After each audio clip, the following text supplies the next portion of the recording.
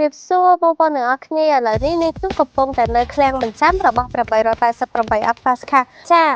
នៅក្រុមហ៊ុនរបស់888 Alphasca គឺមានទទួលបញ្ចាំម៉ូតូគ្រប់ប្រភេទមិនថាម៉ូតូបងប្អូនម៉ាកអីម៉ូតូធំម៉ូតូទូចម៉ូតូដាក់លេខម៉ូតូអគ្គិសនីម៉ូតូអូតូគឺពួកយើងមានទទួលបញ្ចាំទាំងអស់